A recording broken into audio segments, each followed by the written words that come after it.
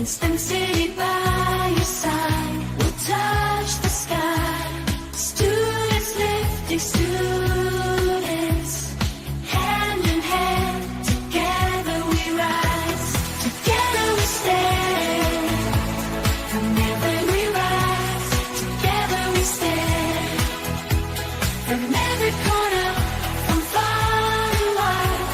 Our talents merge, our future's tied. In science, tech, and all the arts, we find our way, we play our parts. Reach for the stars, for the stars. Good afternoon. I'm Moria, your BEYA Stars and Stripes STEM Career Day Student Ambassador. Today's Career Day is sponsored by Lockheed Martin, the leading aerospace and defense company. We would like to thank Lockheed Martin for continuing to support our program. Today's guest speaker is inventor and internet legend, Alan Emtage. He is here to share his insights and stories of success in STEM. But before we learn about his fascinating journey, let me bring up my fellow student ambassadors, Hope and Oliver, to share their thoughts on today's opening topic, communication. Hi, guys. Hello. How are Hi, you? Maria. Thank you for opening the show today. Hello, I'm Hope Pagan, a college student ambassador and a veteran ambassador of Career Day. Today, we're discussing communication. We'd like to invite our viewers to participate. How do you prefer to communicate in your daily life? What is the best communication tips you have for the audience? What are some difficult topics that you can think of when dealing with communication? Please share your thoughts with us in the chat. We'll begin with something simple. What's your favorite way to communicate? Moria or Oliver, you guys are welcome to. I would say my favorite way to communicate would definitely be like face-to-face in person. Like that way allows you to like interpret body language and like just I feel like it makes you more connected in person. Right. Like it's classic. Historically, we've been communicating face to face, and you see like the body language, the tone, and some things that you just don't pick up on text or through call. Honestly, though, I prefer texting, but like then again, but after texting, I like face to face communication. It just depends on how much I like you, I guess. I don't know. My favorite way to communicate is with people that want to communicate with me as well. Like I love having friends that just like we both want to be in the same place at the same time and we're both very present. I think being present is very important when it comes to communication. Right. Do you, more than any other time in history, we have so many methods to communicate with each other. Do you think the method you choose affects how people interpret your message? Yes, it does. I agree. Like for sure. In what ways? Like I feel like if you were to like text, email, or even write, like you could like lack some emotion, and you could lead to misinterpretation for sure. Exactly. I think. Sorry, Maura, I didn't mean to cut you off. Continue. Oh, I was just saying exactly. Like there's so many. Like when you're texting, things can come off as people can misinterpret your tone and things you say, which in person people will understand immediately. Through text, it's like, what do you mean? Yeah, it's like ambiguous. Like, what do you mean? I think a great way to explain misinterpretation when it comes to communication is emojis. So whereas the emoji what does a crying one remind you guys of? Like when you guys use a crying one with two like streams like this but with a smile, what is it? How do you guys use that emoji? Laughing. Laughing? Yeah. Same, but I've texted people and they've been like, why are you crying? I've been like, wait, no, I'm laughing. So I think simple ways like that, it's so easy in our world to miscommunicate because of the methods we have to communicate. Or if I'm a text message person and I'm arguing with my sister and she's calling me, like that's a misinterpretation because, you know, I want to text. I'm not trying to call you right now. And if she wants to call me, it's like now we're, you know, misinterpreting each other just because we're not even on the same page on how and what way we want to communicate. Exactly. Another question I have for you guys is, how do you make sure your communication is clear? how do you know when you've been understood? Always make sure, like, when you feel like you're not being understood, don't over explain, but if there's room to explain, like, kind of give some clarification on what you said, definitely do that. I have a funny way that I make sure my communication is clear. So sometimes when I'm arguing with my sister, or like when I just have a weird moment with like a coworker or something, I kind of chat GPT. I explain them the scenario, my emotions, what I read in other person, and I just go like, "Did I communicate?" And sometimes they've like came with like really critical criticism. They're like, "Okay, you did this, but this is how I felt this when you said this," or like they tell me you maybe you feel like this, but with the way you were interpreted by the other person came across like this.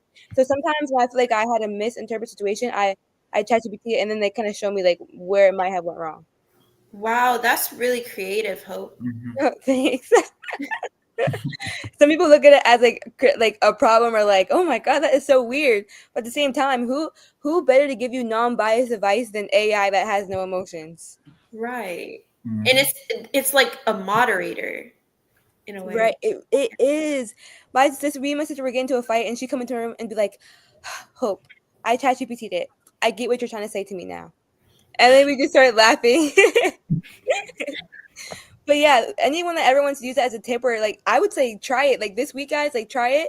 And when we come back next career day, we should talk about it. For real. I definitely will take that advice. Like a That's professional arbiter. Yes. If miscommunication happens, what are the best ways to fix it?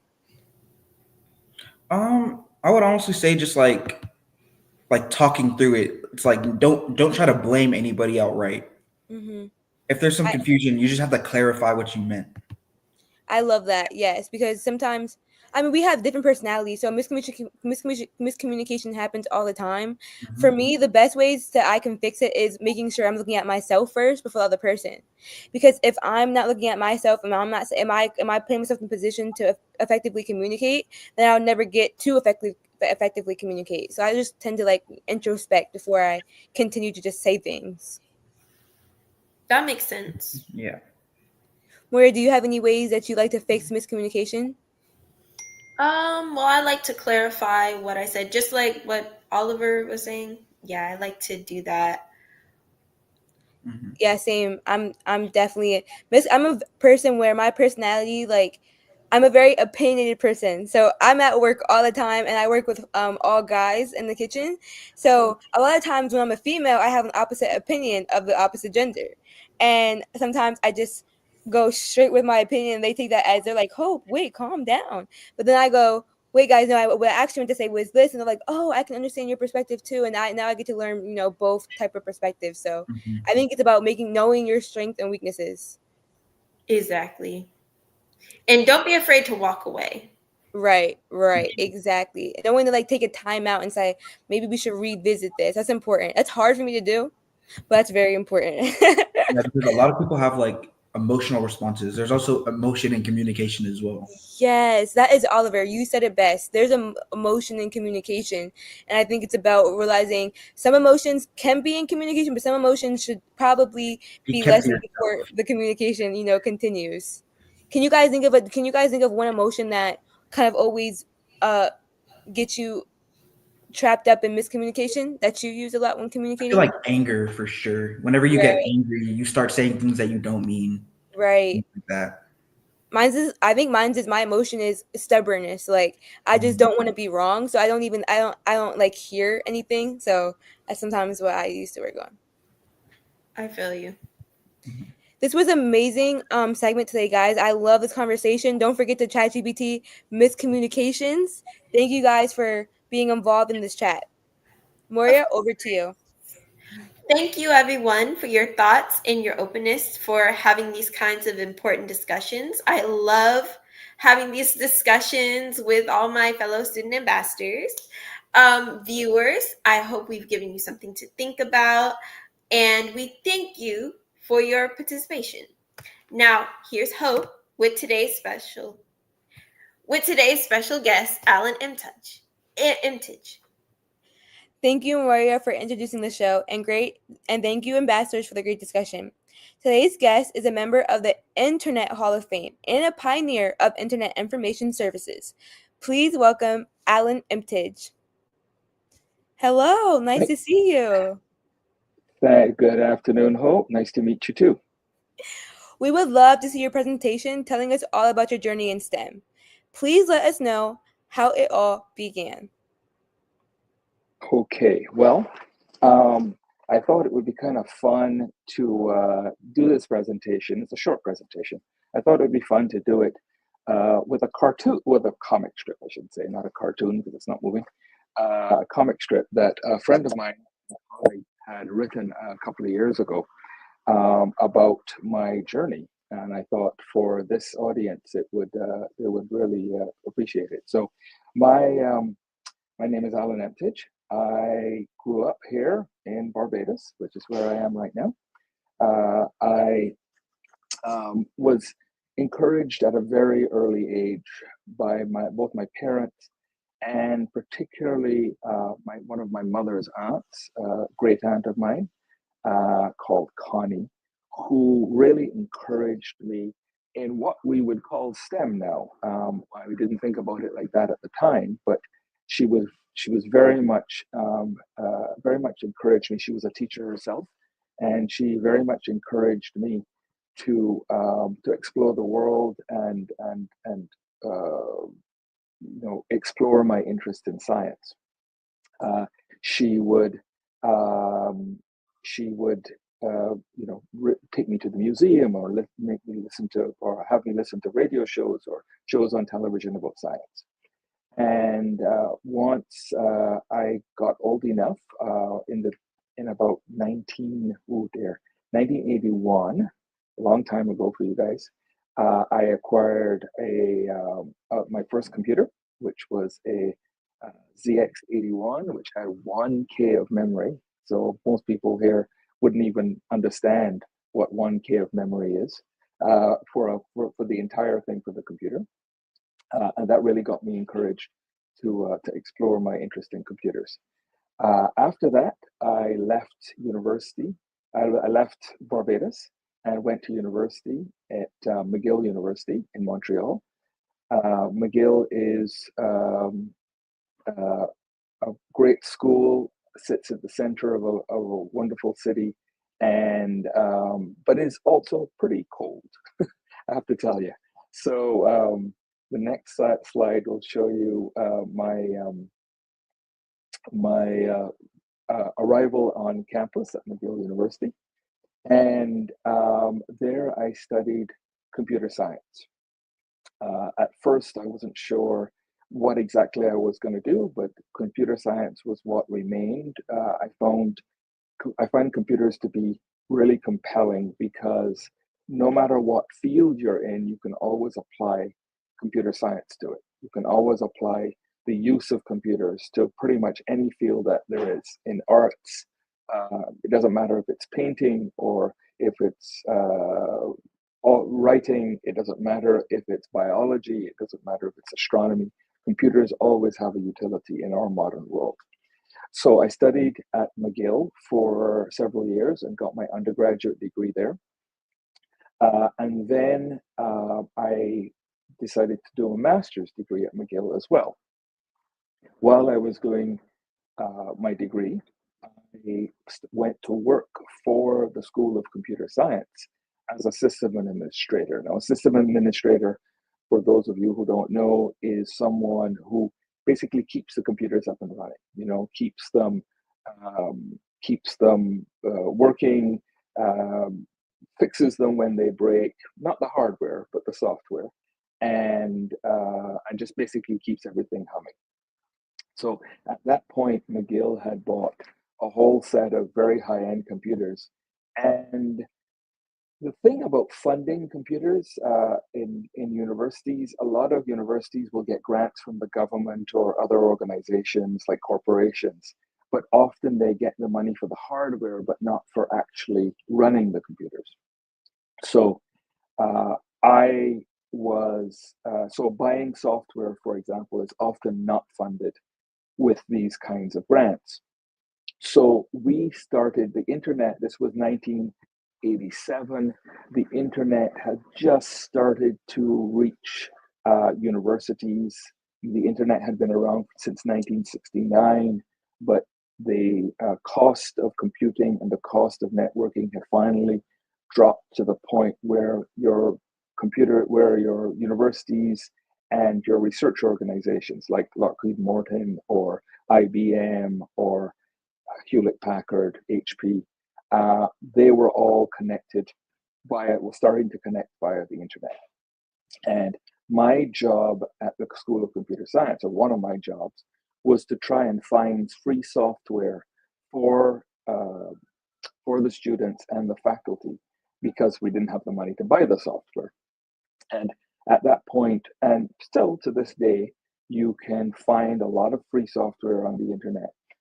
And they were much of the software and data was held on what's called anonymous FTP archives. FTP is just a protocol for transferring files between computers, and people would put the publicly accessible free software on these FTP archives. But at that point, there was no system that would allow you to find what was held on all of these archives. So you would have hundreds of these archives across the internet, but there was no way to say, if I wanted to find something that was a word processor, for example, or to help me with geography, the data maps, or stuff like that, you just didn't know where to find them. So for myself, I developed a set of programs, that would go out on the internet at night and would pull all the listings of all the software that these computers had, and then I could search them myself. And for many months, I had that as a personal, just a personal thing. So when people came in and asked me, I could quickly look up where the data was, and I could tell them where it could be found, which archive they could find the things that they were looking for on. And at one point, my boss at the time, who was another student called Peter Deutsch, came in, and he knew I had this little database of all this information, and asked me to find something for him, because somebody had asked him that question on the internet themselves. And so I gave him the information, and then it started happening over and over again. People said, well, can you find this for me? Can you find that for me? And we realized there was no point having a human, me, in the loop here. What we could do is allow other people to have access to this data directly on the internet. So we had to come up with a name quickly when we put this up online. And I came up with the name Archie, which is the word archive without the V. I'm not a fan of the Archie comic books, by the way. That's not my favorite. Anyway, so we put it online, and it became incredibly popular really, really fast. And if you can see on the next slide here, we put it on there, and all of a sudden, people had all these questions, all these queries to find the data that we had put in the database, and it became incredibly popular. And that was the first internet search engine. And the thing is, we didn't tell the school administration we were doing this, because we knew if we told them, they probably wouldn't have allowed us to do it. And you learn a lesson early on that it's easier to ask for forgiveness than to ask for permission. So we put this up, and by the time they discovered that we had been doing this, it had been gotten really popular, and McGill was seen as this institution that really helping other people on the internet. So it was really good for McGill. We decided early on that we would not try to patent that, nowadays you think of the internet as this place where it makes billionaires, the guys who created Google and the guy who, and Mark Zuckerberg with Facebook, and these are all billionaires. But at the time, it was a new environment, and people were trying to figure out what this new internet, what this new technology would do and how we'd use it. And we really didn't want to stifle that. We didn't want people to have to worry about whether or not they needed to pay us money to be able to use the technology. So we basically gave it away for free. And I know a lot of people look at it now and say, oh my God, how crazy, you could have been a billionaire. And the point was that we were never looking to be billionaires. We wanted to make sure that the people could get out there and use this technology and not worry about whether or not they were violating patents or copyrights or anything like that. So we did that, and it became really popular. So you'll see on the next slide that we talked about not suppressing the technology and so on. After that, I did a lot of work on the internet. I worked with Tim Berners-Lee, who was the guy who invented the World Wide Web. I worked with Vint Cerf, who was the guy that basically invented the internet, and a lot of other people whose names you wouldn't know necessarily, but who were instrumental in creating the internet that we know today, and creating the technology that we know today.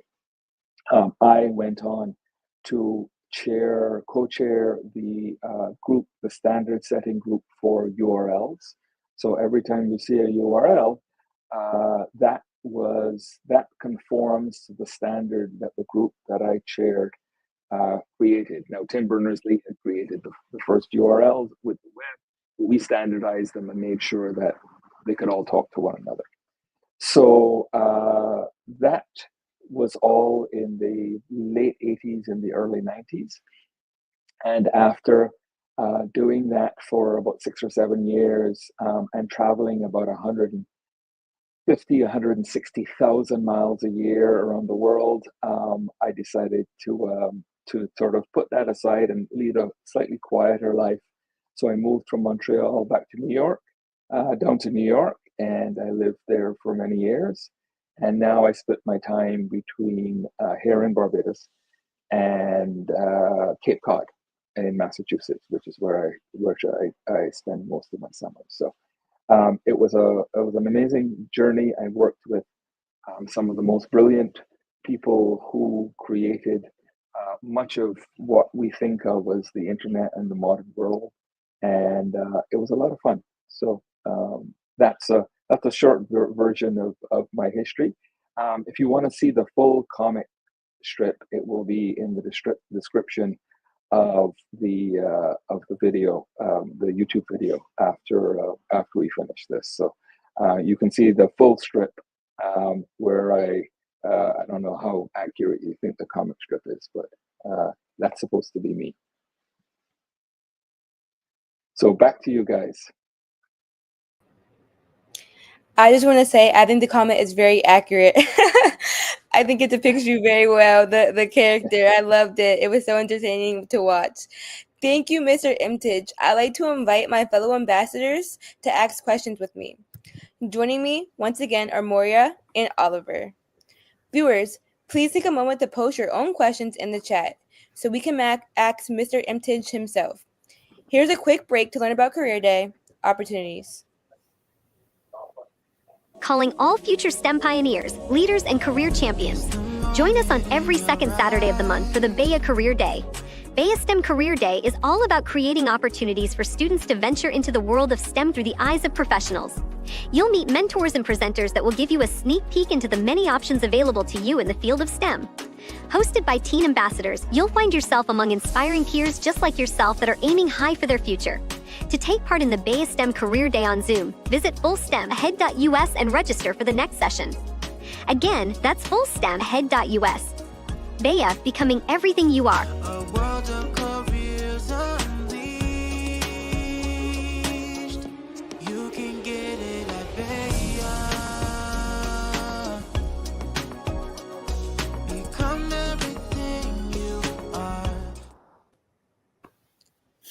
That was a great commercial break. I'm not gonna lie, they really ate with that commercial. For real. I love the theme song.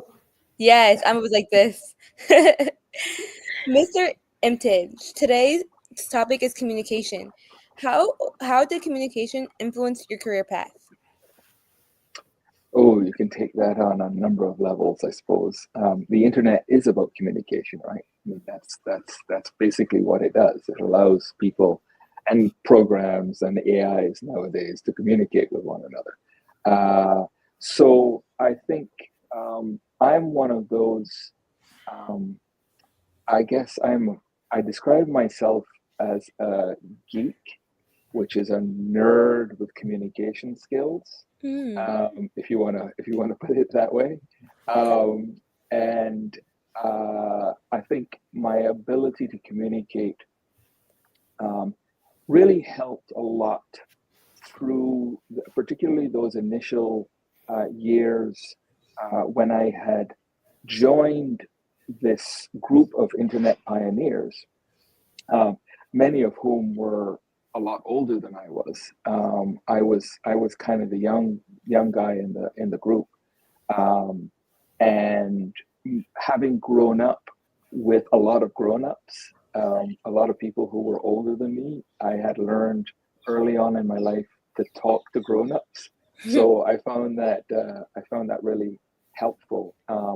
But I think being able to communicate well, to communicate clearly, to communicate precisely, so that you are actually giving people, telling people exactly what you mean, um, is an incredibly valuable skill, and it's something that as particularly in science, where science and engineering in the STEM fields, where things have to be precise, where you can't be imprecise in your descriptions or your calculations. Being able to be precise and clear is a very valuable skill, and something that is well worth the effort and the practice. That's some great advice. Um, when you went off to college, what was your major? I majored in computer science to start off with. I wasn't sure necessarily that's what I wanted to end up doing, but you had to declare a major. And so that was the one I declared. I thought about going into medicine, but my best friend in college pulled me aside one day and said, "You don't want to do medicine. You would just get too emotionally involved with the patients, and in medicine you have to have some emotional distance from the people you're dealing with." She said that she didn't think that I was able to do that, and she was probably right. So I stuck with computer science. How I describe it is, computer science is the thing that I was left with when I eliminated everything else. Hmm. What was the hardest class you took in computer science, in your opinion? Oof. Um, Actually, the funny thing is, because I was doing an honors program, Mhm. um, I had to do a bunch of mathematics as well as the computer science stuff. The computer science stuff I didn't find that hard myself. Some of the math stuff I found hard, and modern algebra was the thing that really, really, I just never got. Uh, It just never worked, and my teachers took pity on me, but I just never. My professors, yeah, but it never worked for me. I just never got modern algebra. It's one of those things that you have to have the mind for it, and I did not. I just want to highlight real quick back to the story of your friend telling you that she thinks that computer science is a better career path for you than medicine. That was a great form of communication because it was honesty, and that one message kind of like painted out the path for the rest of your life. Like, I think that's a Absolutely, big. I think that absolutely. It are was you a and it her was a still in fork in touch? the road. Yeah. Are you and her still? Are you guys still friends today? Are you still in touch? Very much so. We And talk. We talk every couple of days. and what would you say to young college students like I and Oliver, who's a high school student, about friends? How has friends like um like helped you in your career path, but also when you are a Hall of Famer in of the internet. So what does that look like friend wise as well? Well, I'll tell you what. I'll ask the administrators. I will send them a link to. I got an honorary degree, doctorate at McGill a couple of years ago, and I gave us a little speech. And one of the things that I talk about is friendship, Oh wow. and how important the friends that you find being at university, especially in your first couple of years, your first time often for people away from home, you get to be yourself for the first time. You're not dealing with, you're not there with parents, and you're not dealing with people necessarily that you grew up with. You're meeting total strangers, and you get to be put the person that that you're growing into. And those friends are often the friends that you will keep for the rest of your life. The two people that I met the first day in class, one on one left and one on the right of my side. One of them is that lady Patricia that I'm talking about. The other is a guy called Francois, and we're still very close friends to this day. Oh, So I would strongly encourage you to, not necessarily everybody that you meet, but certainly the people that you form a bond with. Absolutely, friends will carry you through the rest of your life. You will have relationships. You may get married. You have kids or whatever. Never lose your friends. That was one from the right, one for the left. That was like I was never gonna guess that. That's amazing. And it kind of Yeah. like you said, like the paths like this. It kind of like one right, one left. Like kind of like you just kind of painted out each path for you in regards to your future. I think that's so deep in a way as well. And I'm so happy that you have those great friends. it's always the closest circle that influences you the most. So Yeah, I'm glad you absolutely. had some good people on your team. Yeah, and they're still on my team. I had a question. While you were a student, what would you say was like the most valuable piece of advice that you were given? That one right there, actually, I think, Ah, the one saying, don't be honest with yourself as to what you know you're capable of, what interests you. Don't do it for somebody else, because try to do the things that you feel that you would excel at, and not what necessarily somebody else wants you to do. I know too many people who became lawyers, but didn't actually really like being lawyers, but their parents or their grandparents or whatever, or they saw their best friend becoming a lawyer and they thought they should do it as well, and got into it and realized this is not what I wanted. So save yourself some. I'm not saying that's not valuable. It can be that training can be valuable, but I would say try and find those things that you are the most that you're the best at. But that gives you pleasure. That gives you joy as well. That gives you satisfaction. That makes sense. It's always good to do the things that make you feel passionate. you mentioned pick a career path that you will excel at. But then you also mentioned how one of the math topics was hard for you during college.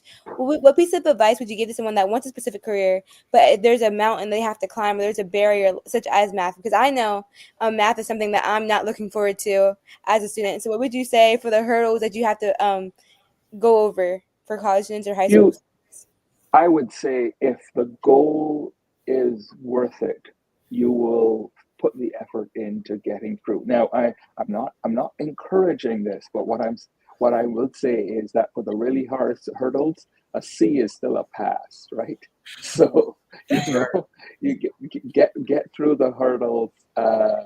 Even if you don't necessarily excel at that one particular class, if the goal is moves you towards your larger if it moves you towards your larger goal, then just get yourself through it. My aunt once told me C's get degrees. This is true. This is true. I'm not saying you don't want to be a C student across the board, because that means that you're not doing stuff that you're good at, right? Yes. You do want, but yes, occasionally you're gonna get a C, right? You Yeah. know, it's just, that's the way life works. You Yeah. can't be A's all the time, you know, throughout life. Right. And like someone once told me when I was starting college is like, don't be afraid to take that L. So it's like, if you have to get a C, take that L and move on with your life. But I have one more question. So earlier we were talking about Chat GPT, and you're like the nebula for the internet and for the popularity of the internet. So what do you think over 30 years later, after You're being a little generous there, but yeah, okay. yes, what do you think about advancements like Chat GPT? I think AI is going to change everything. I really believe that AI. There is not a field on earth. There is not a field of study that AI is not going to change. That is not going to. Now remember, people keep making jokes about, oh yeah, then the AI images. You know, the people have 6 fingers or they have 7 fingers or that kind of stuff. And I keep telling people, that is, the complaining about that is like looking at the airplane that Wilbur and Orville Wright built and said, look, it doesn't have first class, right? We are at the very beginning of this technology. We have not yet seen what this technology can do. And I'm saying that for good and for bad, right? You know, every technology is a double-edged sword. You can use it for good and you can use it for evil. The knife that cooks your delicious dinner can also be used to hurt somebody, right? So every technology is a really is a double-edged sword. But I think used for good, AI is going to change. It's going to change the world. What can we do to assure that it's used for good? Well, good people, you know.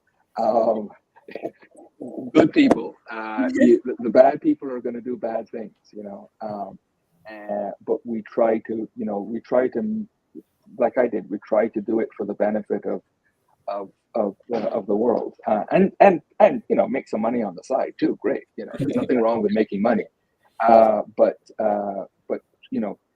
Google used to have a phrase for the company, or a motto for the company, which was "Do no evil." And I would say that's a good motto to live by. I definitely agree. I definitely believe that AI is going to be used for the good and for the bad. And I think that individually, we're preparing ourselves now for how we're going to use it in our future. Like, you can use it to cheat, but you can use it as a tool and an assistant. So whatever you train your mind with now in AI is the side you're going to be on in the future, because it starts with us, especially as next generation. It starts on how do we want to use it, how do we want it to help us or impact us. So I think you made me realize that I need to make sure my ethics are lining up with how I use AI, so I can be on the good side. Absolutely. It's been wonderful talking with you today, Mr. Emtage. Thank you for taking the time to join us again for Career Day. Do you know someone who would be an excellent guest for BEYA Stars and Stripes Career Day? Please tell us about them. Before I turn it over to Oliver with this month's STEM Inventor, here's a word from our sponsor, Lockheed Martin. I work at Lockheed Martin as a cybersecurity systems engineer, and I've been at Lockheed for 19 years. The role of cybersecurity engineering has a tremendous impact on the mission to deliver secure systems to our customers. I have 3 children. My kids are the center of my universe. I would not be able to continue working effectively as a working parent if it had not been for the flexibility in our work schedule and the flexibility of our leaders to help me exercise a flexible work schedule. One of the reasons why I've been at Lockheed Martin for 19 years is because I think the culture and the values that we demonstrate really reflect my own personal values. Performing with excellence, acting with integrity, those are steadfast values that we talk about day to day. I have seen great changes in the diversity within our company. 19 years ago, there weren't a whole lot of women in leadership, so the few that we had were highly coveted. Today, I'm proud to say that we see quite a few women in leadership roles. The advice that I would provide to young women and girls who are interested in STEM is go for it. You can do it. Don't let anyone stop you.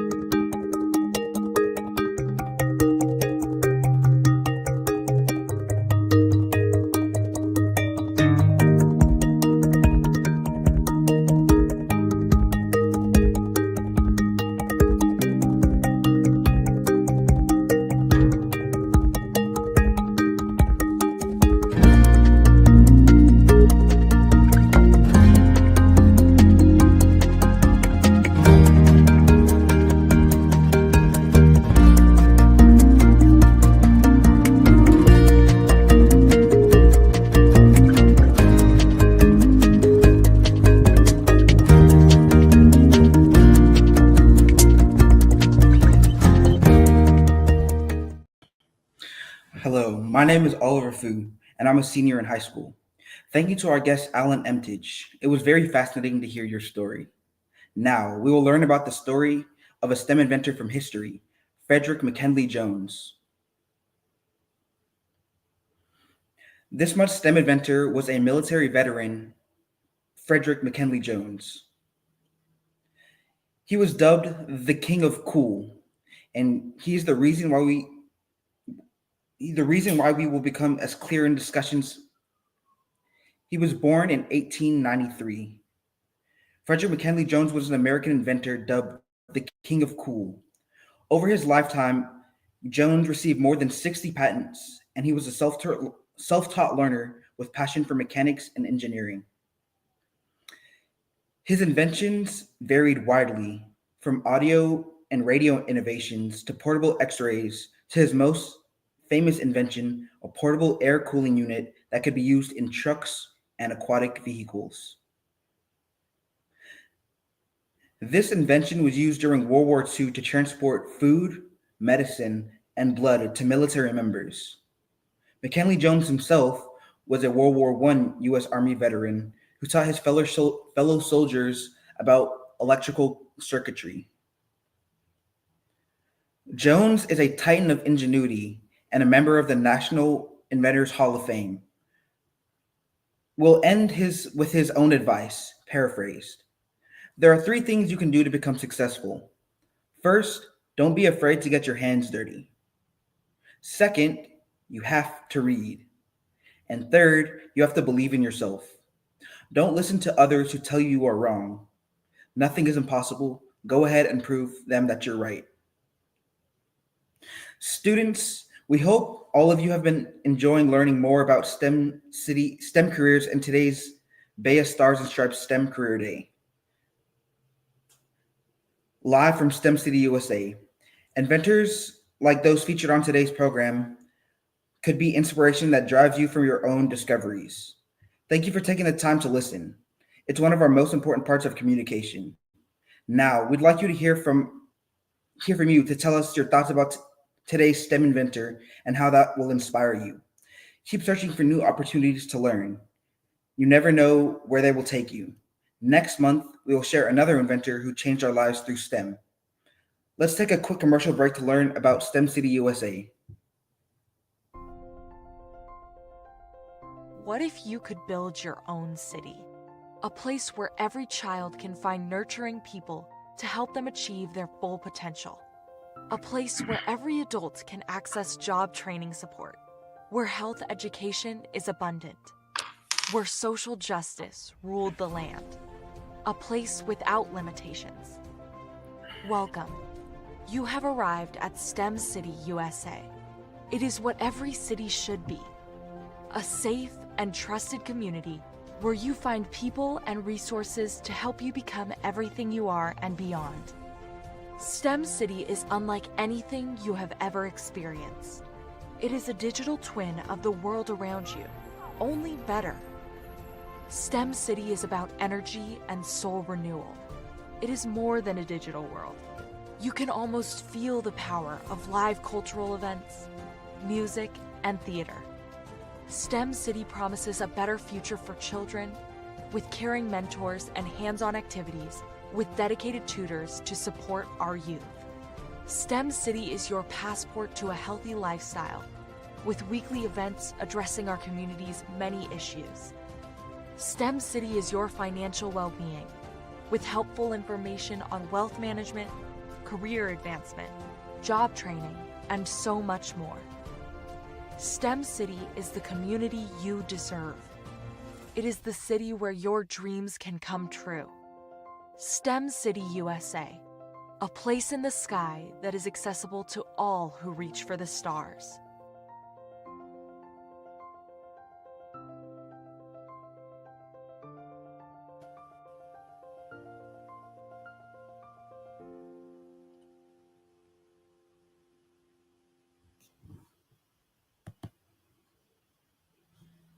That was STEM City USA, our 2D metaverse. Today, we talked about communication, our link to the knowledge of our predecessors, and the information we pass on to the future.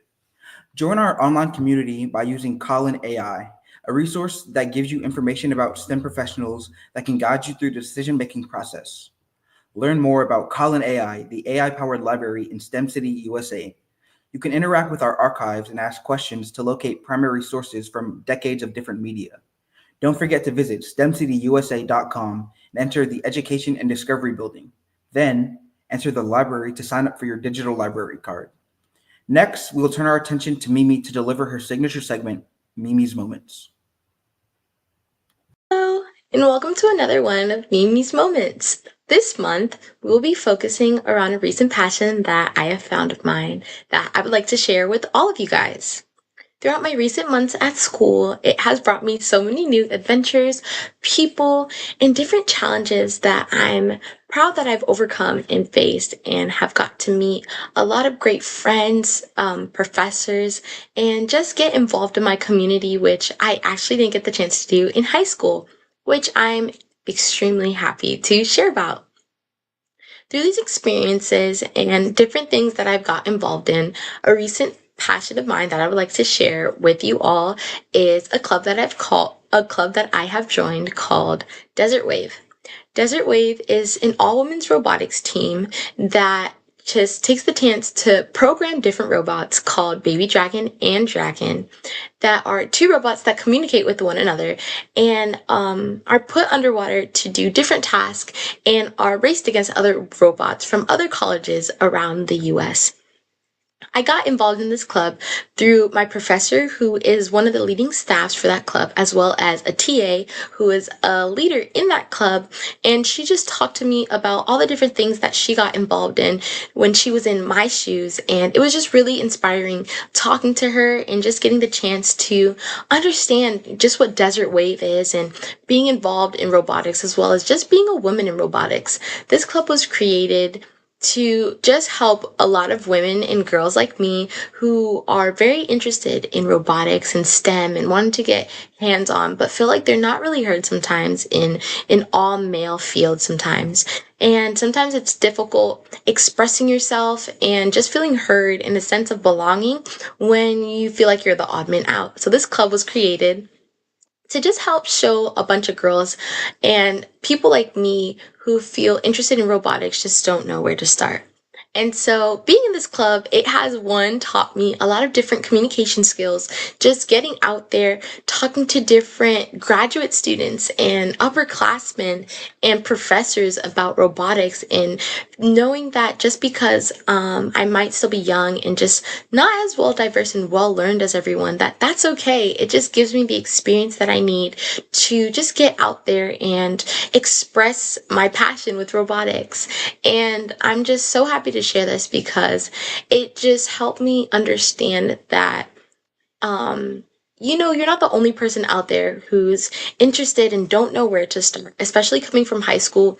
You're in this new environment, in this new place that you have never been before, and you have so many hobbies and things you're interested in and may not even be interested that you just don't know how to get out there. And so just reaching out and understanding that, hey, this may or may not be a passion of mine. Let me just test it out and see what I may or may not like. It really helped me understand my love for robotics, as well as just sharing different things and programming and coding that I never thought that I'd be able to experience. So I share this all with everyone watching and all of our viewers to let you know that there's always a passion out there for you. And there's always something that you have in your heart that you would always like to pursue and don't know where to start, and that's okay. Don't have imposter syndrome, because that is just something you can have when there's so many people out there who know so much more than you and have more experience and more hands-on ability that you're just not quite used to it. That's okay. I just want to let you guys know that regardless of where you stand, one, find that passion for you, whether it's a passion in your heart that you enjoy, and there's people out there who know more than you. Just go out there and experience what you want to know more of, because just growing with people who know more with you help you level and just get a better understanding of your passion, and can even help teach them sometimes. And I also wanted to let you guys know that just always take that extra step. I thought that I wouldn't be a good fit for Desert Wave because I don't know much about coding, let alone a lot of hands-on projects coming from a smaller high school background, but they can take you step by step and help you grow. So just definitely take that step and definitely find that club, that program, or even just something that suits you. And if it's not out there, I challenge you guys to actually make it, and just make a club or make a program or just make an activity and share it with someone, because you can pass on a passion to someone else that you're just talking to and they would never think they had a passion for. That's how Desert Wave started, and that's how they have new members just like me. So I wanted to share that with you guys, and I hope that you can take this into your new year and just get experience with new different activities that may sound different to other people, but something that you enjoy. Thank you so much for listening. Over to our next ambassador. Thank you, Mimi, for your wonderful segment and for sharing your wonderful club. I will definitely look into that. And thank you to all who have joined us for Career Day. We appreciate your insights in the chat and your opinions and questions. We hope that we've effectively communicated how important STEM can be to your own life, and that listening to this program will encourage you to communicate your own hopes and dreams with the rest of the world. Thank you to our Career Day speaker, Alan Emtage, for joining us today and sharing his experiences and insights. Please remember to visit STEMCityUSA.com for more BEYA STEM Career Day segments. We would also like to give a very special thanks to our BEYA STEM Career Day sponsor, Lockheed Martin. They are known for their groundbreaking work in aerospace, arms, defense, information security, and technology around the world.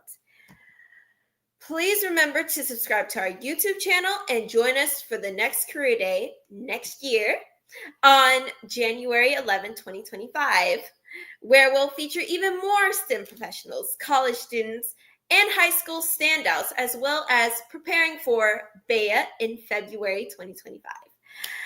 I'm ready to explore new STEM careers with you. Happy holidays. See you next time. This is Moria Bowman signing off.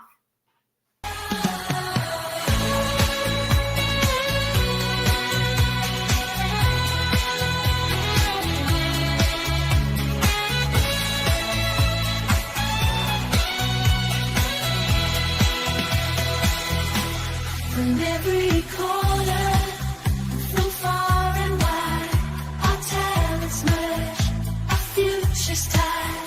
In science, technology, arts, we find our way, we play our parts, reach for the stars.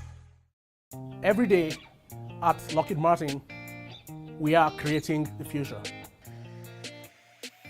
When did I decide to become an engineer? Where I grew up in my village, we had a lot of interaction with nature. So I was always fascinated by the flight of the hummingbird. Seeing this marvelous aerodynamics of the hummingbird gave me this general idea that I wanted to be working on the ability to control things that flew. I've had this long running curiosity, I still do today, of asking the question, why is this the way it is? Are there ways to improve what it does? And in fact, those are the same questions we ask every day at Lockheed Martin. That's why my colleagues come to work saying, this is great, we've done all these great things, we've built all these great systems, how could we make it better? And how could we make it better together?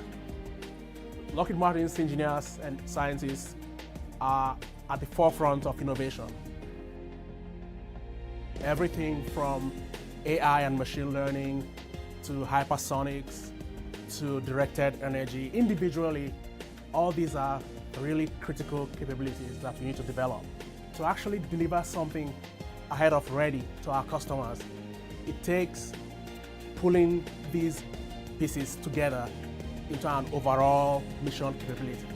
What we are doing here matters to our nation, to our nation's security.